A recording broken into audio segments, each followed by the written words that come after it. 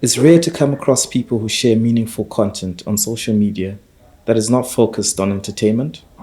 It's also rare to find business related content that isn't targeted at the get rich quick crowd. Apart from consciously or unconsciously bringing attention to our business ventures through this content marketing strategy, it's a pleasure to have a conversation with someone who has a deeper understanding of certain business aspects that may not be obvious to most. Through her employment and her own personal experiences, she shares a lot of advice and tips that are very useful to most, but also bring a female perspective that is sometimes underappreciated. Beyond that, she does not shy away from opening up discussions that are relevant to her and her interests. It's a pleasure for me to speak to Maritt today and share this conversation with you all. Hello, Maritt. How are you doing? I'm good. How are you? I'm all right, thanks. And even though we've spoken a few times, I need to be sure that I am saying your name right. Yes, you are. My Okay. name is Maritt. Okay, thank you. All right, I'll try and pronounce it the way you do. But of course, I think with the story like yours, or to get an understanding of who you are, the best place to begin is right at the start. So, where were you born and where did you grow up? Well, I was born about an hour from Copenhagen. I grew up with my dad, my mom, and my two siblings. My dad is Danish and my mom is Ghanaian. So we traveled to Ghana quite often. We also lived there for a short period of time. And I think since I was a kid, I already made that decision that when I become an adult, I wanted to travel between Denmark and Ghana. Okay. And you say you grew up about an hour outside Copenhagen. Where was that? What area was that? The city is called Frederiksværk. Okay, Frederiksværk. And how was it growing up there? For a long period of time, my sister and I were the only mixed kids, so black kids. So it was a bit challenging at times. We did feel different from the other kids, but it was quiet. It was far away from the city, and I think that was one of the things I enjoyed moving into the city was more diversity. Okay, and small town like Frederiksværk, pretty unique person. What were your main interests? What were you into when you were growing up? As a kid, I enjoyed being creative. I liked painting. I liked reading, building stuff. I would say I was a quite creative kid. At some point, I actually wrote a book and sent it into a publishing company to have it published. They got back to me and said that I probably needed to practice for a few years. But yeah, I already had an entrepreneurial spirit back then. Okay, yeah, you say you had an entrepreneurial spirit, but it sounds like you were more into like creative things. Is that what you wanted to do as a profession when you grew up at that time? No, actually not. As a kid, I said that I wanted to be a CEO until someone said that that wasn't an option that I could pick. So for many years I said, okay, then I want to be an auditor. But I actually drove away from that again and said, no, I want to be a CEO. I still have that dream in me, not because of the title, but more so because of the problem-solving aspect in being on the top and overseeing strategies. Okay, and in school, would you say you were like a great student, or you were just one of those people getting by? I would say I was I was a great student. I found school quite easy as a kid. Okay. I found university harder. Okay, and then you had this dream that you wanted to become a CEO. What steps did you take through your education to work towards that goal, or at least to be an auditor? Well, I actually achieved, I achieved becoming an auditor. I applied for a number of internships and actually got admitted to 5 programs. So I decided that that wasn't an opportunity I could say no to. But it was also a very strategic choice because I was good with math, I was good with finance. So I thought, let me pursue that skill and then use that tool set that I get from that education to become a great CEO one day. I thought it was a good tool set to have. Okay. So you would say that you're more focused on subjects like math and so on in order to achieve this goal? Yes. Okay. That's pretty interesting. And I mean, of course, at some point you mentioned that when you had this dream of becoming a CEO, some people told you, well, that's a tall order. But what misconceptions, apart from maybe some discouragement, did you have about your goals that you had for when you grew up? Well, I think one of the main misconceptions, especially entering finance, was that as long as I was good with numbers and good with finance, I didn't have to improve my communication skills, or you didn't need communication skills in finance because it was all about the numbers. I've realized that I was wrong about that, and you definitely need communication and sales skills as a finance professional to be able to communicate the numbers and the stories behind the numbers. Yeah. And you talked about that you got into one of these programs. Apart from that, did you take any higher education? Yes, I was studying on CBS part-time in the evening. I was taking my high diploma equivalent to a bachelor's degree. So I would study for 4 years part-time and then work full-time on the side. And that felt like a good choice to me because I wanted to get that hands-on and practical experience in the field. Yeah, wow, you were taking on a lot. You were pretty much working full-time and going to school in the evenings part-time. What challenges did you face through that period? Well, I definitely improved my time management skills. The challenges that I found were mainly related to the people I was studying with. I found it hard to find someone that I could relate to, that wanted to achieve the same as me, that I could spare with. That, of course, affected my motivation in some way, but a lot of the people I was studying with was either a lot older than me and already on a career path, and they were usually pursuing a career while I was more so pursuing a skill set for my future plans. Okay. Apart with all those challenges, and I think a lot of people can relate to being in an educational setting where they can't relate to the people around them. Did you at any time ever feel like you were going to give up? I don't believe in failures or giving up like that. I believe that every failure that we have is rather a lesson that can bring us and move us forward. But of course, I've been thinking, and I'm still thinking from time to time, that I wish that I was content with the less or smaller goals in life. Yes. Okay, I can understand that. So you said that you were studying and you're sort of working, but did you, after you finished your educational program, did you get another job, or did you continue in the job that you were? When I graduated, I actually got my third job at a production company. And the way I got that job is actually quite random. I had another job interview where I had a racist experience, and I posted about my experience on social media. And a former colleague reached out to me and said that his brother-in-law had a job opportunity for me that I might fit into. So I had the interview the same afternoon and actually got the job. Oh wow, that's a lot to go through, but I guess there's a great outcome at the end of that experience. Definitely. Yeah. But let's take it back. You know, you seem to have had a sort of like a straight shooting path towards finishing school and getting into work. But you've discussed having some sort of an entrepreneurial spirit. So what was your very first business?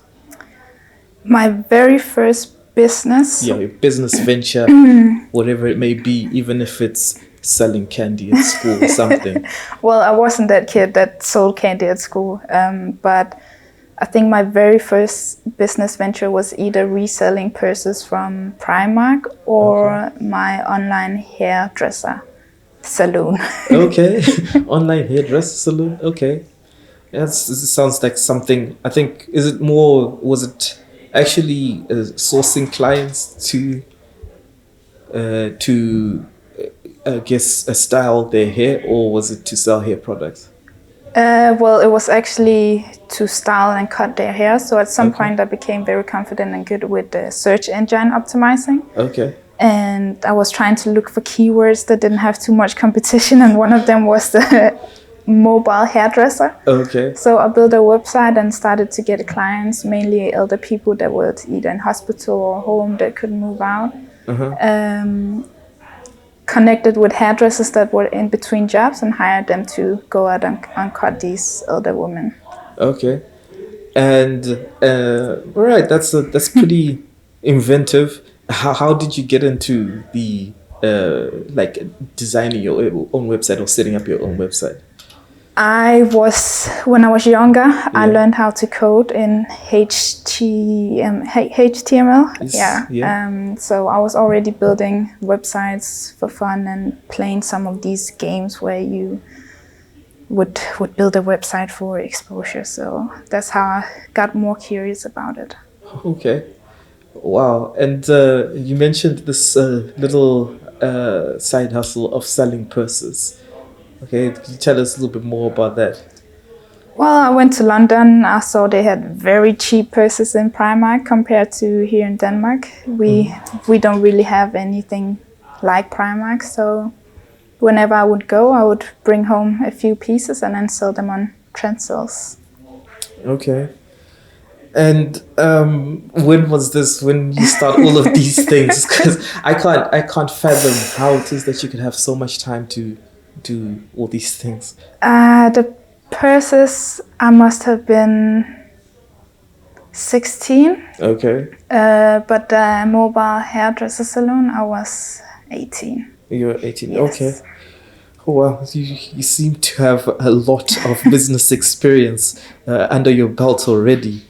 But okay, besides you started all these things, and you're not obviously not doing that. So, I mean, I can understand that a lot of other things took priority throughout that time. But what challenges do you think you faced when you first started? For instance, let's say with the first venture, which was the purses. The purses was really just a side gig, and I think I just got bored of continuing. You know, there were other stuff. There was school, so that just ended once I ran out of stock. Okay. Oh, well, you just ran out of stock, and you're like, okay, I'm done with this. I'm on to the next thing. Okay, that's fair enough. I mean, if you sell out, that's already an achievement in itself. Yeah, I guess so. Was there ever any point where you're thinking to yourself, these are not selling, how can I make sure that these sell? Not in that business venture, but I've definitely had those challenges and those experiences, especially when social media started to come in the picture, figuring out how do you actually sell online, building a community around your product. That was definitely, still is, some of the challenges. Marketing is a lot harder once you are the person that's supposed to execute it. Okay. All right. And yeah, you're talking about some other things that you've gotten into. What other business ventures have you been involved with in? I currently work for a music marketing company. Other than that, I'm also involved in a startup, in a cannabis startup called Chronic Brands in LA. Other than that, I've been into venture capital companies. I've been into beauty sector, tech companies. I think I'm a polymath, so it's easy for me to gain new information fast. And I think that's why I've been involved in so many different industries and companies. Okay. And how is it that you get connected with these companies? Is it something that you actually seek out, or they're people that come to you, reach out to you? I seek it out in a way that I've been traveling a lot the past few years. So I've been building my networks and my connections through that. So eventually people started reaching out to me to ask if I could assist with this or this, different tasks. Some are related to taxes, business models, finance, accounting. Yeah, and apart from that, yeah, you definitely have a knack for building your network. And this is one of the things that at least got us connected, because I think in a way you do some sort of content marketing by starting up these conversations and sometimes putting out sort of advice for people who are pursuing some sort of a business. Is this generally something that people reach out to you about a lot more now, or people still very shy about like approaching you? I think people are still very shy. A lot of times when people reach out to me, they're telling me that they've been thinking about reaching out to me for a while, or they've been sitting with this challenge for a while. So yes, I would say so. Okay. And another thing that I noticed, at least when you share all of this information online and so on, you also discuss some things that I probably take for granted, which are the challenges women face in businesses in business. When did that start becoming more apparent to you? I And think how? as I started to get more relevant connections or higher connections, if you could say that, and as I started to grow in my career, I've realized that people want to put me in a box in terms of what position should I take. So there's a lot of women, for example, that are sitting in bookkeeping positions, and more men are sitting in the financial analyst positions or CFO positions. And I constantly have to remind people that I want to be a finance manager or a CFO or CEO, that those are the things and the tasks that I'm striving for and achieving, and that I don't want to be put in the box of a female job, if you could say that. Okay. And yeah, so I guess this is a common theme in like all your in your entire career path, because you've also discussed the fact that you had a racist experience. Was that in a recruitment like a stage of employment? Yes, that was a recruitment process. Okay. And then on top of that, you have this other thing that comes in where people sort of box you in and say, well, since you are female, then you should probably be. And apart from that, are there any other things that you heard from other people, at least some of your friends, that they have faced as challenges as women in their business or in their careers? Don't need to go too deep into it, just so I can get a sense of this. Yes, I think a lot of the women that I'm speaking to are experiencing the challenge of being a woman and trying to perceive their dreams. I would say usually the people that reach out to me, or the people that I've had this conversation with, is experiencing it with their co-founder or the people that they're actually working with, and as much with the business partners that they are connecting with, in a sense that the man gets a lot of the power and a lot of the credit a lot of times, whereas the female is kind of forced to step back a bit, either in order to get a deal or get whatever they're striving for. A feeling of being suppressed. Okay. That's it's rather unfortunate, but I think it's something that's under discussed, and people can only at least do something about it if they're a little bit more aware of how their behaviors can impact whoever they're working with, and be it because the person is of a different race or, of course, a different gender. Yes. But that's definitely something that I think should be discussed a lot more, and hopefully we'll have more discussions about that. So at least I can learn more, because I think a lot of men think that they have it right, and they don't quite have it right, because there are a lot of blind spots and things that we don't take into consideration. Yes. Yeah. So you have this goal to be a CEO, but I guess maybe you have a more immediate goal or a milestone that you need to reach at this stage. What would that be? My current goal that I'm working towards is that I want to become a board member. So one of the things I'm doing is to improve my sales skills and my communication skills. And then I just launched a new brand called Tuesday Silk, giving that some attention as well. And one of the goals here is to drive sales through the web shop every day. Okay, actually, I just realized there's something. One of the ways that I actually started to understand that you were some sort of an entrepreneur was that you were doing something with fabrics. Is this related to that same business? Yes, so it actually sprung out from Afrourban, which was my textile printing company. Also the company that made me move to Ghana for a period of time. Okay. So what I did was I printed African prints on other textile types than what we usually see. Okay. And what was the inspiration behind that business? The inspiration behind Afrourban was to bring out some African fashion in a new way to disrupt the current setup that's in Africa right now. So right now, a lot of textiles are getting imported to Africa from the Netherlands and China, and I wanted to see if I could challenge that and rather export it from Africa, or at least export the design and the knowledge and the people that I was working with. Okay.